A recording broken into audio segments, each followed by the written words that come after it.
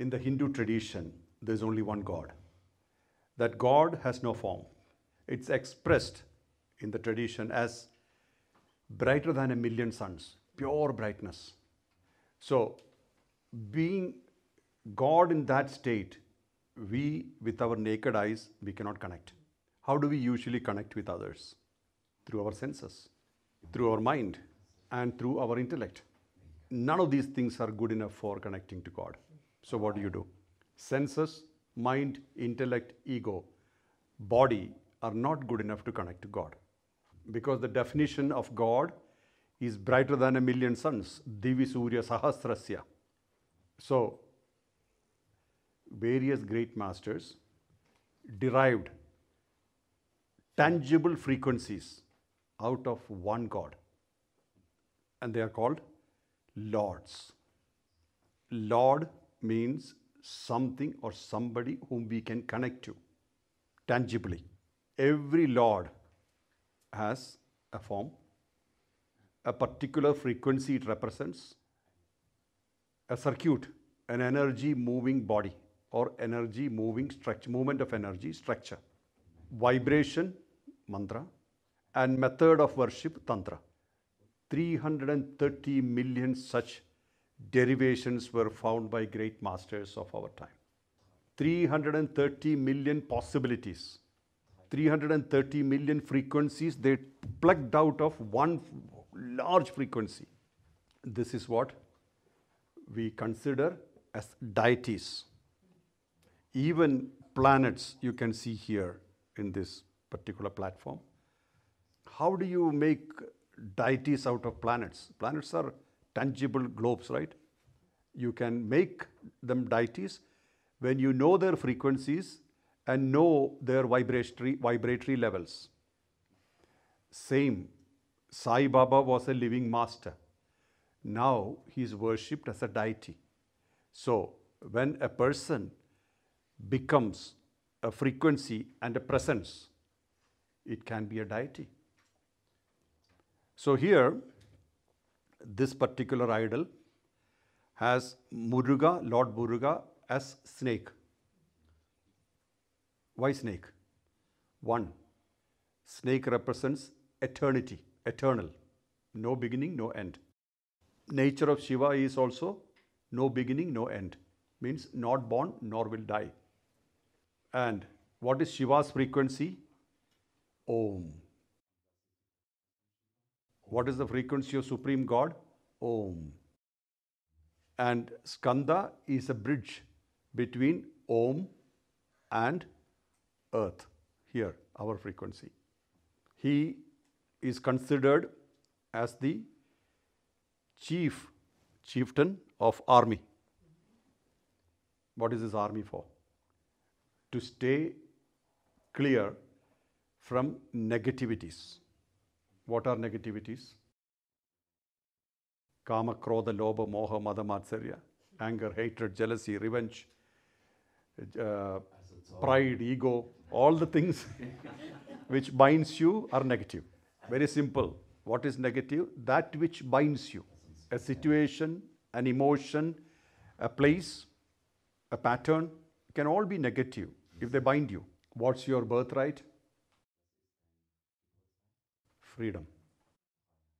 Non-binding, unbound. Unbound freedom. Anything else is negative. Even freedom from your own guru means you are always free. So, Muruga is the warrior leading an army, helping us to defeat our enemies. So, this deity is a combination of Supreme Consciousness, Shiva, and connection of the consciousness to earth, Muruga. Soma is another word for Shiva. And please remember, what is Shiva? A state of stillness. No beginning, no end. Supremely blissful. You see, that is Shiva.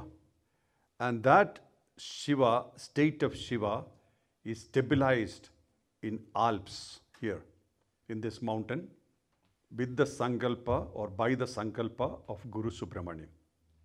And that is what you all are enjoying.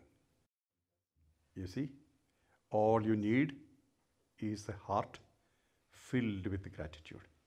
Gratitude opens door for grace to flow.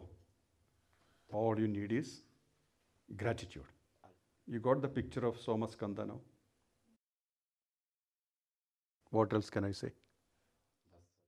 And also, Nagaloka, the world of snakes, have a direct connection to earth. And there are so many beings living in Nagaloka as well. They are not snakes.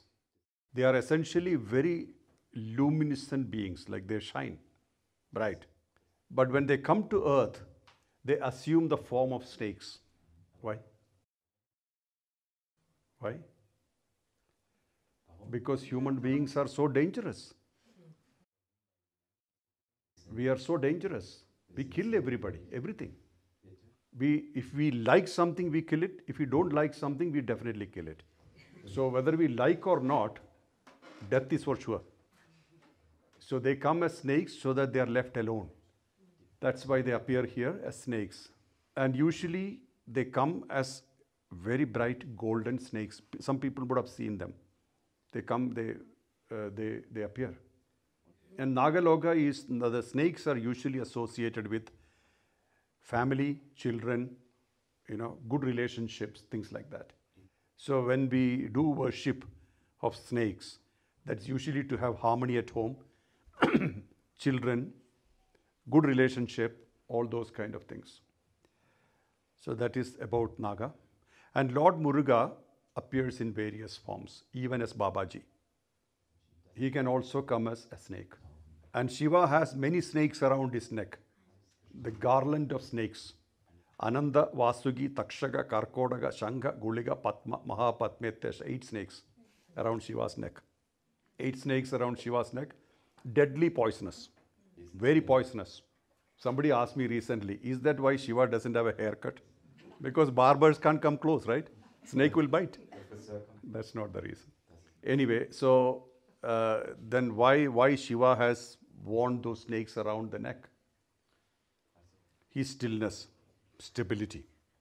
You see most of the serpents, the cobras, etc., they stay in places which are still and stable. Plus, Shiva is protecting the world from them. Imagine they are wandering. It could be dangerous for people. Good enough answer? If you ask the same question next time, I'll say something else.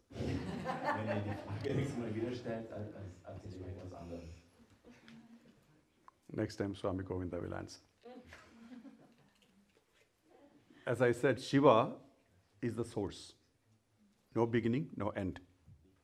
Shakti is the moving energy. Please remember, still energy has no manifestation. Supreme consciousness have no manifestation, no need for manifestation, because it's pure energy. So it needs Shakti, the moving energy, for the sake of manifestation. So imagine a cosmos, the whole universe filled with pure bright energy, no movement. Then energy started moving within. When energy started moving within, it started conglomerating and matter was formed. This space is called Hiranyagarbha, the womb of a deer. And then the matter happened by conglomerating energy. If you look at the theory of atomic bomb, it's dissection of matter to create raw energy. So when raw energy is conglomerated, it became matter. And this matter occupied space. That's how space happened. When space happened, to measure the space, time happened. Before the space, there was no time, because there is no need for time. It's stillness. So technically, who created the universe? Tangible universe. Shakti. Feminine energy. Why is called feminine? Because feminine energy is nurturing energy, creative energy. That's the yoni. And you look at the form of Shivalinga, shape of Shivalinga. All the atomic reservoirs of the world are of that shape. Why is it not square, rectangle, triangle, round? That's the form which can retain energy for a long period of time without spilling it. So, this is the combination. Shiva without Shakti has no expression. That's why when Sati died, Shiva became angry. Why should a man who still become angry? Because his expression stopped. Expression stopped. He became stillness again. Means there is no creation on earth. Where does Shakti come from? Is part of Shiva, from Shiva. And where will Shakti go back to? To Shiva. Still energy. Where do we go back to? Same. We came from pure consciousness and we'll go back to pure consciousness. Meanwhile, we'll walk this earth. One child told his father, "Father, I don't feel like pure consciousness. Why do you keep repeating, I'm pure consciousness? Can you prove it?" So father said, "Bring me some fire." So the child brought a lamp, lit lamp with flame. So father said, "I told you to bring fire, not a lamp." So the child understood, okay. He brought a burning coal, ember. So father said, "You're bringing a coal, a charcoal, burning ember. I want fire." So then the child said, "I cannot bring fire by itself." So he said, Supreme Consciousness needs a medium to express itself. That's you. If you understood this, you understood God. If you live this, you become a guru. All the time you should remember this. Not your mind, not your personality, not your projection. You should always remember, I'm walking, talking consciousness. You should not be caught by emotions. You should not be caught by ownerships.